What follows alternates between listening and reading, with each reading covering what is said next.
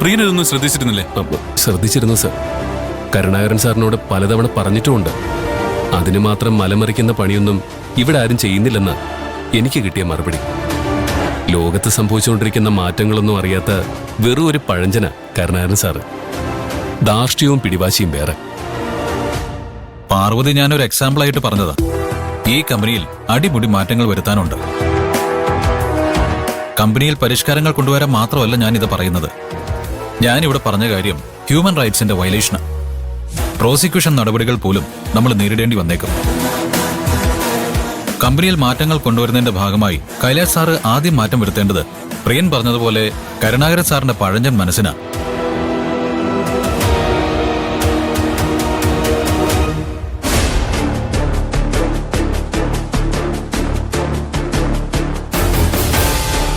Karunakaran sir, എന്റെ ക്യാമ്പിലേക്ക് വരും.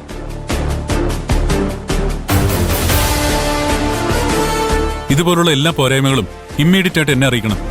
നന്ദനോട് മാത്രമല്ല, പ്രിയനോട് കൂടിയാ ഞാനീ പറഞ്ഞേ. തീർച്ചയായും സർ.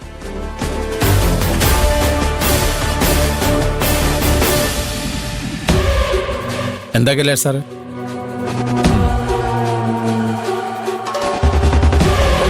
തയ്ക്കാനുള്ള തുണികൾ ഗോഡൌണിൽ നിന്ന് കട്ടിംഗ് സെക്ഷനിലേക്ക് എത്തിക്കണം.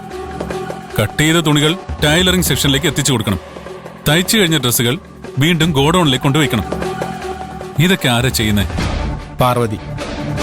പാർവതിയെ കൊണ്ട് ഈ വക ജോലിയൊന്നും ചെയ്യിപ്പിക്കരുതെന്ന് പ്രിയൻ പറഞ്ഞിണ്ടാവും. പ്രിയനെ ഇവിടെ കണ്ടപ്പോ തന്നെ എനിക്ക് തോന്നി എനിക്കിട്ടുള്ള പണിയാണെന്ന്. പ്രിയനൊന്നും പറഞ്ഞിട്ടില്ല. പറഞ്ഞത് നിങ്ങൾ അപ്പോയിന്റ് ചെയ്ത പുതിയ സൂപ്പർവൈസറാ. പാർവതിയെ കൊണ്ട് ജോലിയൊന്നും ചെയ്യിപ്പിക്കരുതെന്നല്ല നന്ദൻ പറഞ്ഞത്. ഇവിടെ ഇപ്പോഴും പഴഞ്ചൻ രീതികൾ പിന്തുടരുന്നുകൊണ്ട് അവളുടെ ജോലിഭാരം കൂടുതലാണെന്നാ നന്ദൻ പറയുന്നത്. തൊഴിലാളികൾക്ക് ആശ്വാസം നൽകുന്ന ചെറിയ മാറ്റങ്ങൾ പോലും ഇവിടെ കൊണ്ടുവരാൻ കരുണാകരൻ സാറിന് താല്പര്യമില്ലെന്ന് പറഞ്ഞാൽ നിങ്ങൾക്കത് നിഷേധിക്കാൻ കഴിയും? തൊഴിലാളികൾക്ക് എങ്ങനെ ആശ്വാസം കൊടുക്കാന്ന് ഞാൻ ആലോചിക്കാറില്ല. PK സാർ എനിക്ക് ശമ്പളം തന്നതേ അതിനല്ല, കമ്പനിക്ക് ലാഭം ഉണ്ടാക്കി കൊടുക്കാനാ. അത് ഞാൻ ചെയ്യുന്നുണ്ട്. തൊഴിലാളികളെ കൊണ്ട് അടിമപ്പണി ചെയ്യിച്ചിട്ട് സ്വയം ന്യായീകരിക്കുന്നു. മനുഷ്യാവകാശ ലംഘനമാണ് നിങ്ങൾ ഇവിടെ നടത്തിക്കൊണ്ടിരിക്കുന്നത്. അതറിയോ നിങ്ങൾക്ക്?